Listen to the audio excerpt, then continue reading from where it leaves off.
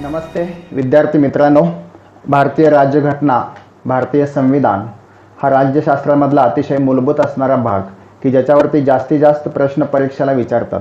राज्यघटनेचा मूळ गाभा, राज्यघटनेचा मूळ उगम, राज्यघटना निर्मितीची काही सुरुवातीची पार्श्वभूमी या सर्व दृष्टिकोनातून भारतीय राज्यघटना, त्याचा सुरुवातीचा स्रोत हा अत्यंत महत्त्वाचा भाग आज आपण या व्हिडिओमध्ये बघत आहोत. मित्रांनो, भारतीय राज्यघटना अचानक 1950ला नाही अंमलात आली. भारतीय राज्यघटनेला अचानक 1949ला मंजुरी नाही मिळाली, तर भारतीय राज्यघटनेमध्ये जी काय मूल्य आलेले आहेत, जे काय भाग आलेले आहेत, जी कलमं आलेली आहेत, सरनामा असेल, मूलभूत हक्क, मूलभूत अधिकार असेल, या सगळ्या गोष्टी अचानक न येता भारतामध्ये ज्यावेळेला ब्रिटिशांचं शासन होतं 150 वर्षापेक्षा जास्त, त्यावेळेला ब्रिटिशांचं शासन असताना ब्रिटिशांनी या देशामध्ये अंमलात आणलेले कायदे, ब्रिटिशांनी या देशामध्ये केलेल्या सुधारणा, ब्रिटिशांनी या देशामधील जनतेला दिलेले थोडे का असेनात हक्क आणि त्या हक्कासंबंधीची वाटचाल किंवा भारतीय इतिहासाची वाटचाल, या सगळ्या दृष्टिकोनातून आपल्याला जे कायदे स्वातंत्र्यापूर्वी झालेले होते आणि त्या कायद्यांचा असेल, त्या जाहीरनाम्यांचा असेल, साधारणपणे त्या वेगवेगळ्या घटनांचा असेल, सगळ्यांचा समावेश आपल्याला राज्यघटनेमध्ये झालेला दिसून येतो. भारतीय राज्यघटना म्हणलं की आपल्याला लक्षात येतं की भारत हा जगातला सर्वात मोठा लोकशाही असणारा देश आहे. भारत हा जगातला सर्वात मोठा लोकशाही यंत्रणा राबवणारा देश आहे आणि म्हणून जेव्हा जेव्हा भारतामध्ये लोकशाही धोक्यात येते तेव्हा भारतीय लोकांनी दाखवून दिलेलं आहे, मग ते 1977चा प्रसंग असो, आणीबाणीचा असो किंवा आणखी कोणताही असो, की भारतामध्ये लोकशाही पूर्णपणे रुजलेली आहे. अमेरिकेला आपण लोकशाही अध्यक्षीय शासन पद्धती तर आहे, आपल्याकडे संसदीय शासन पद्धती आहे. अमेरिकेत सुद्धा तुम्हाला एक प्रसंग आठवत असेल, अमेरिकेमध्ये सुद्धा निवडणुकीच्या संबंधी एक क्रायसिस उपलब्ध झालेला होता. त्यावेळेला आपल्यातल्या निवडणूक आयोगाला तिथं पाचारण केलेलं होतं आणि तो प्रॉब्लेम सॉर्ट आउट केलेला होता. म्हणजे जगामध्ये कुठेही लोकशाही संबंधीची काही घटना असो किंवा जगामध्ये कुठेही लोकशाही संबंधीचं काही परिवर्तन असो, त्या बाबतीमध्ये आपल्या देशातल्या लोकशाहीचं गुणगान, आपल्या देशातल्या लोकशाही संबंधी चर्चा जगामध्ये कोणत्याही ठिकाणी केली जाते. त्याला कारण असं की भारतावरती ब्रिटिशांची सत्ता होती. ब्रिटिशांच्या सत्तेमधून आलेलं शहाणपण भारतीय लोकांच्यामध्ये होतं असं नाही, परंतु फार प्राचीन कालावधीपासून आपल्याकडे लोकशाहीची मूल्य या देशामध्ये होती. अगदी तुम्हाला माहिती असेल, राष्ट्रकूटांचं राज्य असेल, मौर्यांचं असेल, गुप्तांचं असेल, लोकशाहीवरती आधारित असणारं जरी राजेशाही असली तरी पण लोकशाहीला जास्तीत जास्त महत्त्व देणारं, लोकांच्या विकासाला महत्त्व देणारं, लोकांच्या मताला महत्त्व देणारं सरकार, शासन, राज्यकर्ते त्यावेळेपासून आपल्या देशामध्ये होते. आणि म्हणून राज्यघटनेचा उगम नेमका कुठे होतो, राज्यघटनेची चळवळ कुठे सुरू झाली किंवा राज्यघटना एकदम अंमलात न येता राज्यघटनेमध्ये कोणकोणते भाग समाविष्ट झाले, हे बघत असताना आपल्याला ह्या सगळ्या कायद्यांचा थोडा अभ्यास करावा लागेल किंवा कायद्यांचा नामोल्लेख तरी करावा लागेल. आणि म्हणून ज्यावेळेला आपण भारतीय राज्यघटना किंवा भारतीय लोकशाहीची मूल्य म्हणतो, त्यावेळेला आपल्या लक्षात येतं की समता, स्वातंत्र्य आणि बंधुता ही फ्रान्समधून घेतलेली मूल्य आपण अंगीकारली आणि या मूल्यांचा वापर आपण आपल्या देशामध्ये करतोय, राज्यघटनेमध्ये करतोय. राज्यघटनेमध्ये प्रस्तावनामध्ये असंही आहे, राज्यघटनेमध्ये 1942ला ज्यावेळेला गांधीजींनी चले जाव आंदोलन सुरू केलेलं होतं, त्या आंदोलनामध्ये सुद्धा साधारणपणे आपल्या राज्यघटनेची बीज काही प्रमाणामध्ये आढळून येतात. लोकांचा सहभाग असेल तर राज्यघटनेला किंवा राज्यकारभाराला मदत ठरते आणि म्हणून लोकांचा सहभाग असलेली असहकार आंदोलन असेल, सविनय कायदेभंग असेल, चले जाव चळवळ असेल, एवढंच नव्हे तर 1940ला महात्मा गांधीजींनी केलेला वैयक्तिक सत्याग्रह असेल, ह्या सगळ्या पाठीमागचा हेतू, सगळ्या पाठीमागचा उद्देश सुद्धा आपल्या राज्यघटनेला पूरक म्हणून पुढे आलेला आहे. इंदिरा गांधींनी 42ची घटनादुरुस्ती केलेली होती. त्यावेळेला 2 शब्द आपण जोडलेले होते, सार्वभौम समाजवादी, धर्मनिरपेक्ष, लोकशाही, गणराज्य. याच्यामधले समाजवादी आणि धर्मनिरपेक्ष हे त्यावेळेला जोडलेले होते. म्हणून भारतीय राज्यघटना ज्यावेळेला आपण पुढे आणतो, भारतीय राज्यघटनेचा ज्यावेळेला अभ्यास करतो, त्यावेळेला हे 5 शब्द आपल्याला आठवतात. त्याच्यामध्ये सार्वभौम समाजवादी, धर्मनिरपेक्ष, लोकशाही, गणराज्य हे सार आहे. या सगळ्यामुळे भारतीय राज्यघटना ही जगातली सर्वात मोठी राज्यघटना म्हणून उल्लेखलेली आहे, ओळखली जाते. आणि म्हणून याचा उगम कुठे आहे पाहत असताना 1773चा रेग्युलेटिंग ॲक्ट आपण इतिहासामध्ये बघितलेला आहे. ईस्ट इंडिया कंपनीवरती नियंत्रण आणण्यासाठी रेग्युलेटिंग ॲक्ट स्थापन झाला, सुरू झाला. पण याच रेग्युलेटिंग ॲक्टनं देशामध्ये न्यायव्यवस्थेची पावलं रुजवलेली होती. याच देशामध्ये न्यायव्यवस्थेसंबंधी काही नियम असतील, अटी असतील, न्यायव्यवस्थेचे इस्टॅब्लिशमेंट असेल, सुप्रीम कोर्टाची कलकत्त्याला स्थापना असेल, या रेग्युलेटिंग ॲक्टनुसारच झालेली होती. म्हणून भारतीय राज्यघटनेच्या वाटचालीमध्ये 1773चा रेग्युलेटिंग ऍक्ट अतिशय महत्त्वाचा आहे. 1784चा पिट्स इंडिया ऍक्ट हा पण महत्त्वाचा आहे. आणि मग 1813ला असेल, 1833ला असेल, 1853ला असेल, हे चार्टर ऍक्ट झालेले होते की ज्या चार्टर ऍक्ट्सनुसार भारतीय जनतेच्या मध्ये या सगळ्या संबंधीच्या चर्चा चालू होत्या. हक्कासंबंधीच्या, मूलभूत अधिकारासंबंधीच्या असतील, वेगवेगळ्या आणि म्हणून फ्रान्समध्ये ज्यावेळेला क्रांती झालेली होती त्यावेळेचं एक 1789च्या दरम्यान की मानवाला जन्मता जे अधिकार असतात त्याच्यामध्ये स्वातंत्र्य, समता, बंधुता हे असतं. त्याच वेळेला त्याला स्वातंत्र्य मिळालं असतं, त्याच्यावरती कुणीही गदा आणू शकत नाही. हीच मूल्य आपल्याला या वेगवेगळ्या कायद्यामधून, इंग्रजी शिक्षणामधून मिळालेली होती आणि याचा समावेश आपण पुढे भारतीय राज्यघटनेमध्ये केलेला दिसून येतो. 1892चा कायदा इतिहासामध्ये तुम्हाला माहिती असेल, लान्सडाऊनच्या कालावधीमध्ये, व्हायसरायच्या कालावधीमध्ये आलेला होता. भारतीय हिंदी लोकांना राज्यकारभारामध्ये सामील करून घेण्यासाठी 2 हिंदी सदस्यांना त्याच्यामध्ये प्रवेश दिला गेला कायदेमंडळामध्ये. म्हणजे ही राज्यघटनेची सुरुवात होती. कारभारामध्ये लोकांचा सहभाग, राज्यकारभारामध्ये लोकांचा सहभाग, लोकशाहीमध्ये लोकांचा सहभाग, आणि म्हणूनच अब्राहम लिंकनची व्याख्या लोकांसाठी, लोकांमार्फत केलेलं राज्य, त्याला आपण लोकशाही म्हणतो.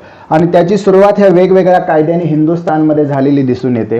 1892 नंतर 1919चा कायदा तुम्हाला माहिती असेल, त्याला मोर्ले मिंटो कायदा असंही म्हणतात. या कायद्याने वेगवेगळ्या घटनात्मक विकास झालेला होता हिंदुस्थानमध्ये. याच कायद्यानंतर झालेला 1919चा कायदा माहिती असेल तुम्हाला, द्विदल ग्रहांची सुरुवात असेल प्रांतांमध्ये, किंवा आणखी कायदेमंडळाची निर्मिती असेल, द्विग्रही सभागृहाची निर्मिती असेल, 1919चा कायदा महत्त्वाचा ठरतो. 1935च्या कायद्याने संघराज्य पद्धती हिंदुस्थानामध्ये सुरू केली. स्वातंत्र्य मिळायच्या अगोदर हा 1935चा कायदा होता. 1940ला माहिती असेल तुम्हाला, ऑगस्ट ऑफर, ज्याच्यामध्ये भारतीयांना जबाबदार शासन पद्धती द्यायला हवी अशी मागणी किंवा द्यायला हवी असं थोडासा उल्लेख याच्यामध्ये केलेला होता. 44ला वेव्हेल योजना होती, राजाजी योजना होती, 45ला वेव्हेल योजना होती, आणि 1946ला जे कॅबिनेट मिशन आलं त्या कॅबिनेट मिशनच्या शिफारशीनुसार घटना समितीची निर्मिती झाली. ती कधी झाली, कोण होतं त्याचे अध्यक्ष, ते आपण बघूया. साधारण या सर्व कायद्यांचा उल्लेख करावा लागेल. हे झालं लिगली, हे झालं कायदेविषयक संबंधामधलं थोडंसं विश्लेषण. पण भारतीय स्वातंत्र्य चळवळ सुरू असताना 1924 साली मोतीलाल नेहरूंनी संविधान असावं हिंदुस्थानला अशी पहिली मागणी केली. त्याच्यानंतर 1928ला नेहरू रिपोर्ट आलेला होता, आणि ह्या नेहरू रिपोर्टमध्ये सुद्धा त्यावेळेला मोतीलाल नेहरूंनी सुद्धा संविधानाची मागणी केलेली होती. संविधानाची मागणी केलेली असताना या संविधानाच्या मध्ये मानवेंद्रनाथ रॉय यांचंही योगदान आपल्याला दिसून येतं. आणि म्हणून सविनय कायदेभंग असेल, चले जाव आंदोलन असेल, या सगळ्या चळवळींच्या मध्ये थोडी मागणी आपण राज्यघटनेसंबंधी, अधिकारासंबंधी केलेली होती. आणि या सगळ्याचा परिपाक म्हणून आपल्याला राज्यघटना पुढे बघायला मिळते. अगदी 33ला ब्रिटिशांनी 1933ला काढलेली श्वेतपत्रिका असेल, 34चं अधिवेशन असेल, फैजपूरचं अधिवेशन, पहिलं ग्रामीण 36ला झालेलं अधिवेशन असेल, नेहरू त्याचे अध्यक्ष होते. या सगळ्या अधिवेशनामध्ये कुठे कुठे ठराव केलेले होते, कुठे कुठे आपण त्याची मागणी केलेली होती राज्यघटना संबंधीच्या अधिकारांची. आणि म्हणून ह्या सगळ्यांमधून भारतीय राज्यघटनेची निर्मिती, भारतीय राज्यघटना पुढे आलेली आपल्याला दिसून येते. सर्वात महत्त्वाचं 1946ला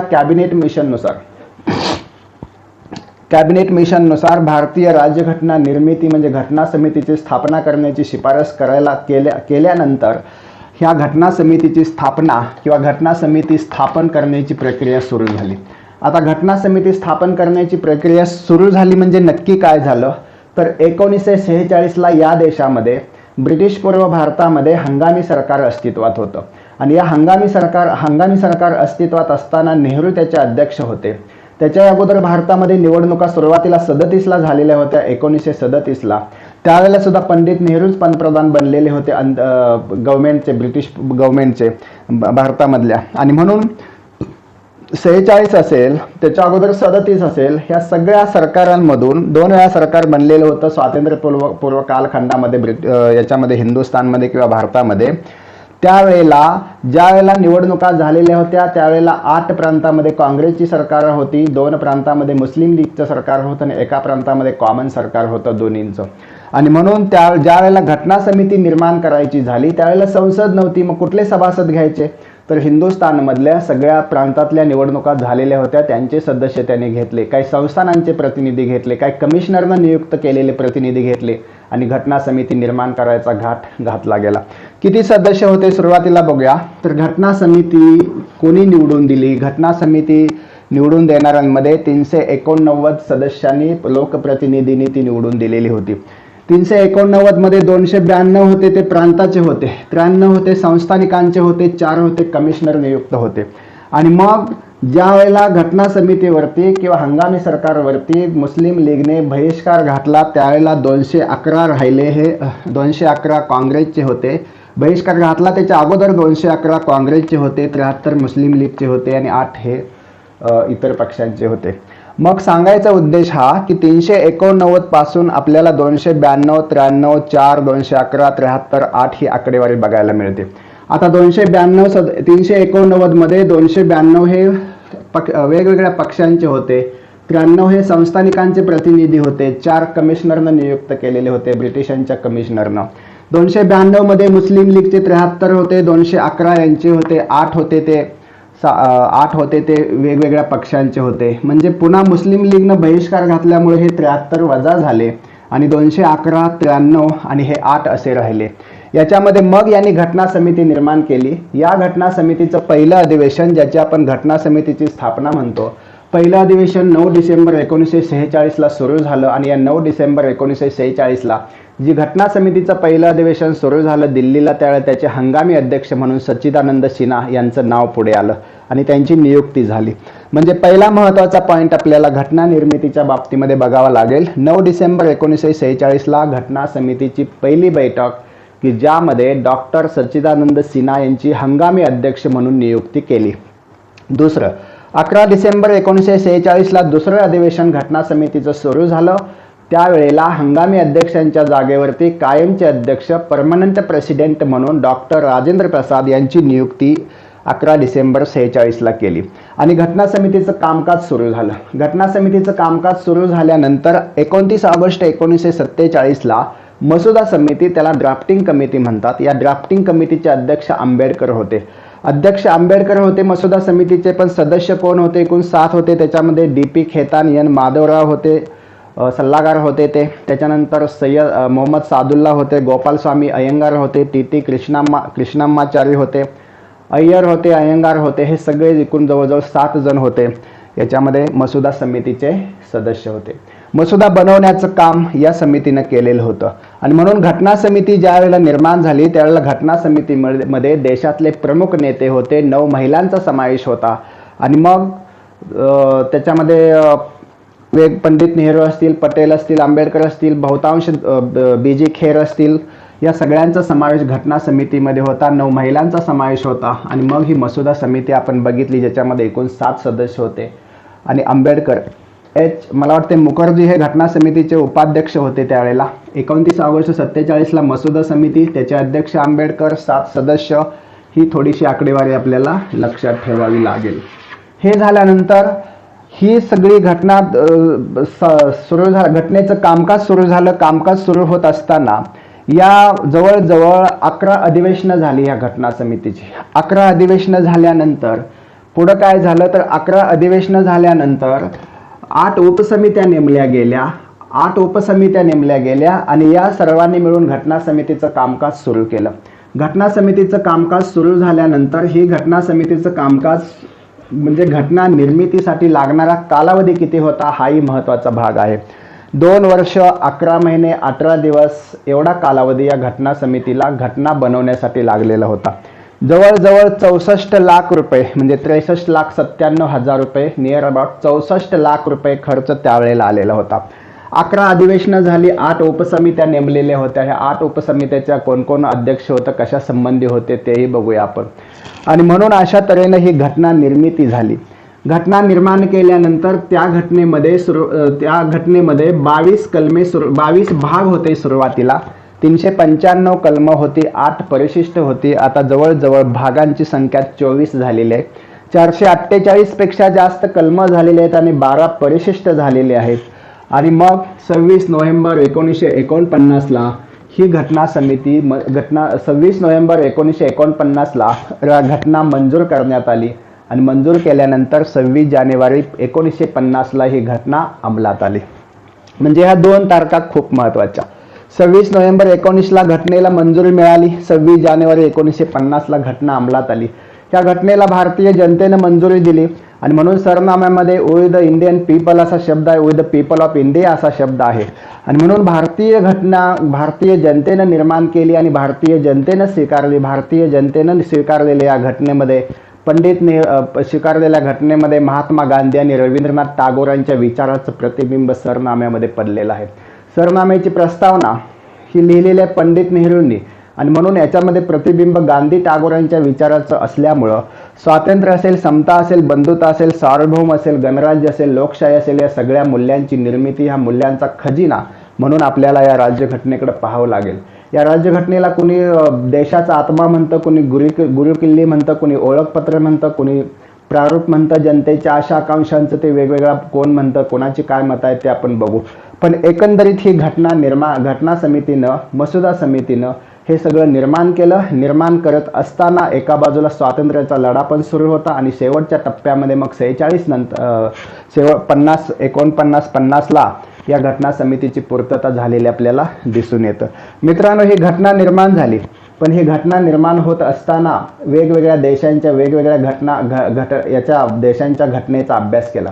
जगामध्ये आपण जर पाहिलं तर इंग्लंडला घटना नाही असं म्हणण्यापेक्षा इंग्लंडला असे काही संकेत आहेत की ते संकेतावरती तिथं राज्य चालतं. अमेरिकेच्या घटनेमध्ये फक्त 7 कलमं आहेत, तेवढ्यावरती त्यांची घटना चालते. आपली घटना जगामध्ये सर्वात मोठी घटना झाली. काय वैशिष्ट्य आपल्या घटनेचं? आपली आपली घटना जी आपण बनवली, आपलं संविधान आपण बनवलं, हे जगातलं सर्वात मोठं संविधान म्हणून ओळखलं जातं. जगातला मोठा देश म्हणून आपल्याला ओळखलं जातं. जगातली जास्तीत जास्त लोकसंख्या आपल्या देशामध्ये 1/6 लोकसंख्या आपल्या देशामध्ये राहते, मला वाटतं 1/5. आणि या सगळ्या जवळजवळ आजच्या लोकसंख्येचा विचार केला तर 130 कोटी आणि त्यावेळच्या लोकसंख्येचा विचार केला तर 40 जवळपास कोटी लोकसंख्येच्या भावनांचं, आकांक्षांचं, इच्छांचं प्रतिबिंब जर पडायचं असेल आपल्या राज्यघटनेमध्ये, कारण बहुतांश आपला देश अशिक्षित होता आणि सुशिक्षितांची टक्केवारी कमी होती, साक्षरतेचं प्रमाण कमी होतं सुरुवातीच्या कालावधीमध्ये. आणि म्हणून घटनाकारांनी पुढचा विचार करून, दूरवरचा विचार करून या देशामध्ये विविध धर्म आहेत, विविध जाती आहेत, विविध प्रांत आहेत, त्याच्यानंतर विविधता आहे, डायव्हर्सिटीमध्ये युनिटी पण आहे आणि सगळ्यांच्या या घटकांचं प्रतिनिधित्व करणारी ही राज्यघटना असावी म्हणून आपली राज्यघटना सर्वात मोठी झालेली आहे. प्रत्येक गोष्ट आपण राज्यघटनेमध्ये लिखित स्वरूपात घेतलेलं आहे. प्रत्येक गोष्ट लिहिलेली आहे कारण पुढं काही कॉम्प्लिकेशन्स उद्भवू नयेत, कॉम्प्लिकेटेड इश्यू निर्माण होऊ नये, पुढं वादविवाद होऊ नये, भांडणतंटा होऊ नये समूहामध्ये, घटकांच्यामध्ये या देशातल्या. म्हणून वेगवेगळ्या प्रांतांमध्ये जाती, धर्म आणि विविधतेमध्ये नटलेला हा भारत, विभागलेला हा भारत असला तरी एक युनिटी ठेवावी म्हणून आपण संघराज्य निर्माण केलं. या संघराज्यामध्ये वेगवेगळे राज्य आहेत पण राज्यांचा संघ असा आपण निर्माण केलेला आहे. आणि म्हणून या राज्यघटनेचं वैशिष्ट्य राज्यांचा संघ तर आहेच, पण या राज्यघटनेचं वैशिष्ट्य असंही सांगता येईल आपल्याला की ही राज्यघटना लोकशाही, सार्वभौम देश वगैरे असं म्हणजे लोकांच्या इच्छेचं प्रतीक म्हणून ही राज्यघटना काम करते. महत्त्वाचा भाग याच्यामध्ये सांगायचा झाला तर लिखित राज्यघटना मी सांगितलं. जगातली सर्वात मोठी राज्यघटना आहे आपली, संविधान आहे आपलं. याच्याशिवाय अंशतः ताटर आणि अंशतः लवचिक आहे. काही बाबतीमध्ये राज्यघटना ठामपणे ताटर आहे, ठामपणे पूर्णपणे विचार करून एखादा कठोर निर्णय राबवण्याची शक्यता असते आणि म्हणून या घटनेमध्ये काही बाबतीमध्ये थोडंसं लवचिकता, काही बाबतीमध्ये थोडंसं कठोरता, म्हणजेच अंशतः लवचिक आणि अंशतः कठोर हे अतिशय महत्त्वाचं वैशिष्ट्य आहे. आपल्या देशामध्ये स्वतंत्र न्यायव्यवस्था आहे, हेही भारतीय राज्यघटनेचं वैशिष्ट्य आहे. आपल्या देशामध्ये स्वतंत्र मूलभूत अधिकार आहेत, मूलभूत हक्कांचा समावेश आहे, मूलभूत कर्तव्यांचा समावेश आहे, स्वातंत्र्य, समता, बंधुता या सगळ्यांचा समावेश आपण राज्यघटनेमध्ये केलेला आहे.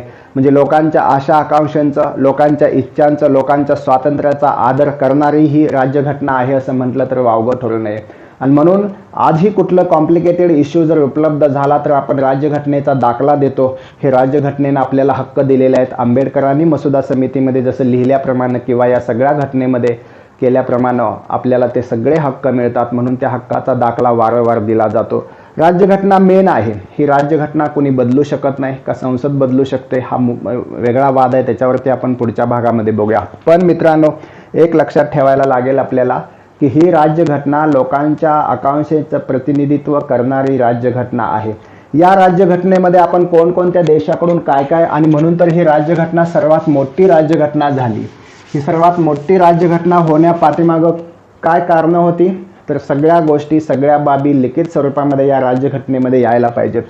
आपण अमेरिकेकडून काही गोष्टी घेतल्या, त्याचा समावेश आपण राज्यघटनेमध्ये केला. काय घेतलं अमेरिकेकडून आपण, सुप्रीम कोर्टाची कल्पना आपण अमेरिकेकडून घेतली. अमेरिकन राज्यघटनेचा अभ्यास करून आंबेडकर आदी लोकांनी, कारण आंबेडकरांना राज्यघटनेचं जनक म्हणलं जातं, आंबेडकरांना राज्यघटनेचं काय म्हणतो आपण त्याला शिल्पकार म्हटलं जातं, आणि म्हणून अमेरिकेकडून आपण अमेरिका किंवा कॅनडाकडून आपण संघ राज्याची व्यवस्था घेतलेली आहे. अमेरिकेकडून आपण मूलभूत अधिकार घेतलेले आहेत, फंडामेंटल राईट्स त्याला म्हणतो आपण. अमेरिकेकडून आपण सुप्रीम कोर्टाची कल्पना घेतली आहे, न्यायव्यवस्थेची संपूर्ण कल्पना आपण अमेरिकेकडून घेतलेलं आहे. इंग्लंडकडून काय घेतलेलं आहे पहा, तर इंग्लंडकडून आपण संसदीय लोकशाही घेतलेली आहे.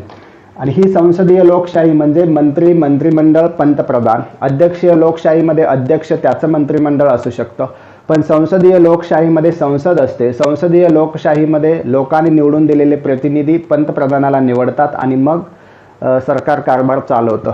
आणि म्हणून हे इंग्लंडकडून घेतलेलं आहे. म्हणजे दोन गोष्टी आपण इंग्लंडकडून घेतल्या, एक लोकशाहीची संकल्पना घेतली, त्याच्यामध्ये संसदीय लोकशाही ही संकल्पना आपण इंग्लंडकडून घेतलेली आहे.